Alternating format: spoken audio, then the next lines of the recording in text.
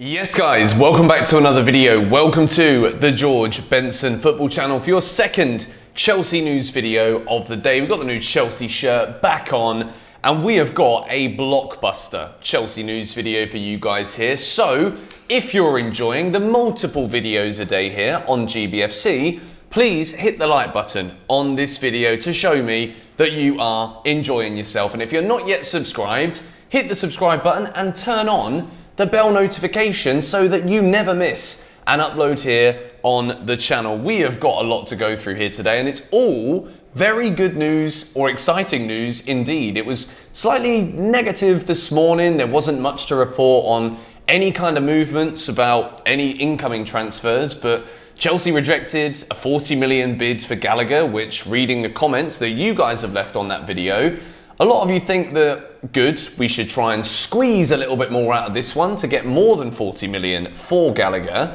If we can push to 45, 50, that would be mental and would free up a lot of money for other positions across the field. And a lot of you also thought 40 million's a bit good. We should be accepting it if he's surplus to requirements. And as we're going to talk about today, Chelsea are moving in the market for midfielders.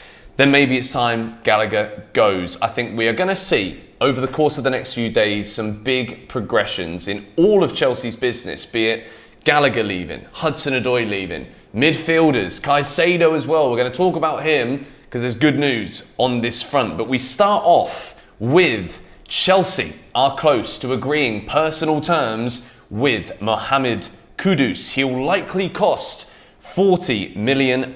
This is from Ben Jacobs. Mohamed Kudus of Ajax. What an exciting player. I think in terms of what Chelsea will be looking for with our midfield next season, selling Conor Gallagher and bringing in Mohamed Kudus, in my opinion, it is an upgrade. Now, I love Conor Gallagher. You guys know that. I did think he could have a big part to play under Pochettino until we saw the news dropping yesterday that Gallagher was surplus to requirements at Chelsea. The great thing I love about Kudus is the fact, once again, that he can play anywhere across the midfield and he's good at dropping deep. Chelsea, we don't just want to be relying on Caicedo if he comes in, winning the ball, giving it to Enzo. Enzo pumps it forward.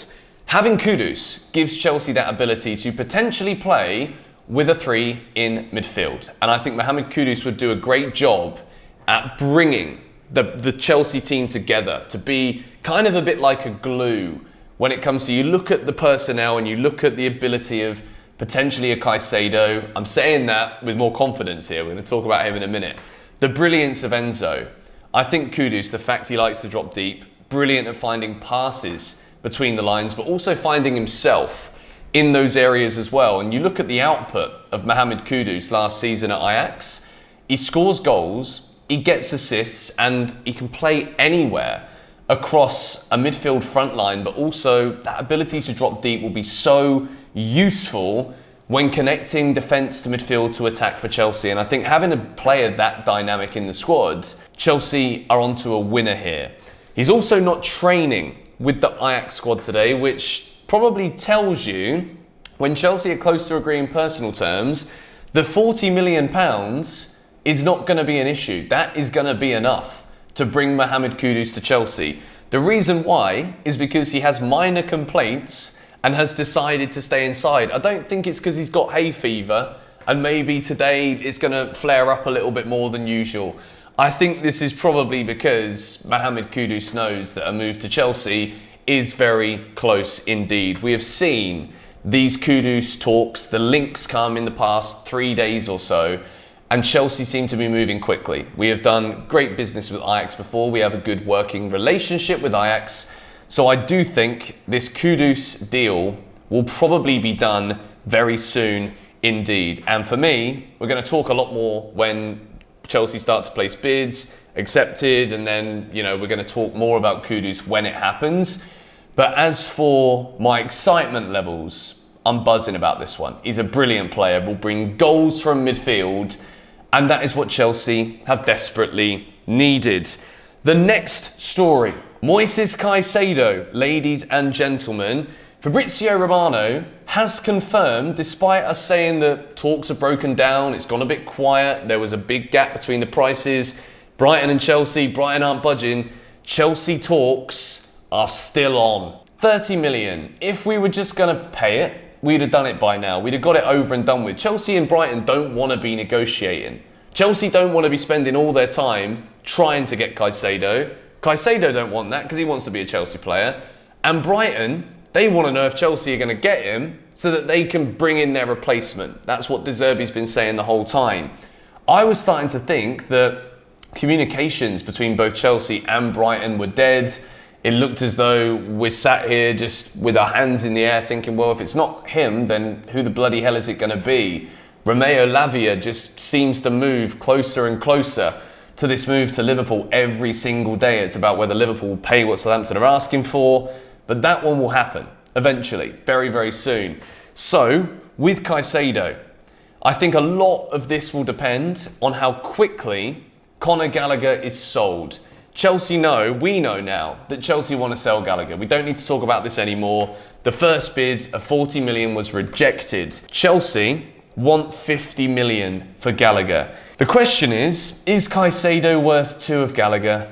I think at this point, probably yes. We want to be signing our top targets. We don't want to be giving Pochettino second choice players, but not only that, we don't want to be bringing his second, third, fourth choices when we have literally had Caicedo on the end of the flipping fishing rod the whole summer.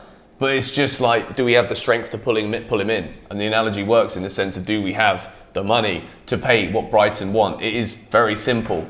Chelsea, get it done. We say the same thing in every video, but positive news, talks are still on. And let me know your thoughts in the comments down below. Kudus, Caicedo, is that enough for Chelsea's midfield if we sell Conor Gallagher? Or do you still think we need another on top of those 2 players?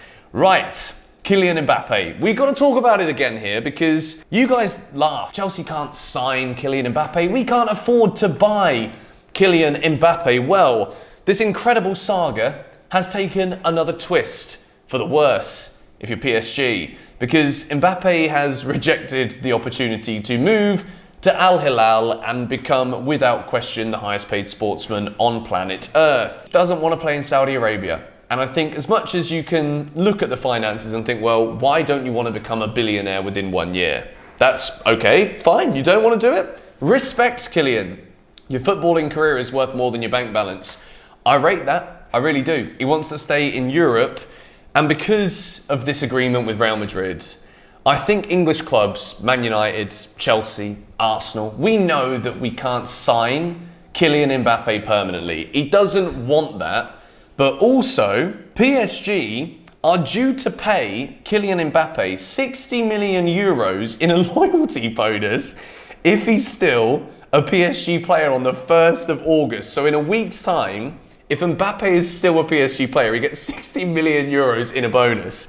His contract states he gets the gross fidelity bonus in installments subject to certain conditions. So this is absolutely insane, right? I can't go more into this story without just laughing, because what is being touted now is that PSG could be willing to loan Kylian Mbappé for a year, and that could be probably towards a team not in the Champions League, because PSG want to win the Champions League. So why would you loan Mbappé to Real Madrid when they're going to buy him next year? That's not going to do it. Man United are in the Champions League, PSG competing with him directly. Mbappé to Chelsea, all of a sudden, once again, seems a little bit more likely. If he's rejected Saudi Arabia and he only wants the Real Madrid move next year, PSG will owe him 60 million euros more in a week.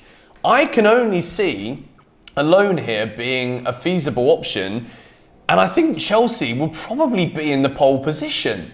I don't think he'd want to go on loan to Inter Milan for a season. If he wants to sign for Real Madrid, he's not going on loan to Barcelona for a season. So Mbappé for a year, as much as I said I didn't really want him the other day because of all of the additional problems that come with it, for a loan for a season, why not? I mean, I don't see what else Paris Saint-Germain can do, because I don't think Mbappé wants anything other than to play for Real Madrid. I think that is just black and white. Otherwise, he'd have just made himself a billionaire and gone to Al Hilal for a year.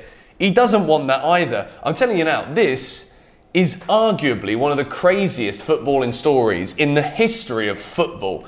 And because Chelsea is semi-interested in it, I've got to keep talking about it, because the fact that he doesn't want to go to Saudi Arabia, I've absolutely got to say credit to him. He wants Real Madrid. He doesn't really care if he leaves Paris Saint-Germain for free. PSG don't believe that Mbappé wants to extend his contract, but they have left the door open to him. Paris Saint-Germain here are desperate. They're like, if your girl goes and cheats on you 5 times in a week, yet you're still pining for her, she can go and do it again, over and over again, and it doesn't matter because you're always going to try and get her back. It's embarrassing. It's absolutely embarrassing how PSG, they're twerking for Mbappé over and over again. But a loan move, they're saying on Sky, it could be doable. Maybe for the narrative of Mbappé versus Haaland, the 2 Manchester clubs, United could get him for a year, but will PSG want to loan Mbappé to a Champions League club? I don't think so. So, I'm sat here today, on Tuesday, the 25th of July, and I'm telling you, I've got a funny feeling. If Mbappé goes on loan, it would be to Chelsea over any other club in Europe. Mbappé to Chelsea on loan. If that's what happens, and it is a loan, not a sale, then he comes to Chelsea. That is my honest belief. For 1 year, we don't have to worry about, oh, is he going to want to leave for Real Madrid? Yes, he is. We don't have to try and spend 300 million quid on him or something stupid, 250 million, just for him to bugger off to Real Madrid. Alone? Come on, let's just do it, shall we? Let's jump in for it. Let me know your thoughts in the comments down below.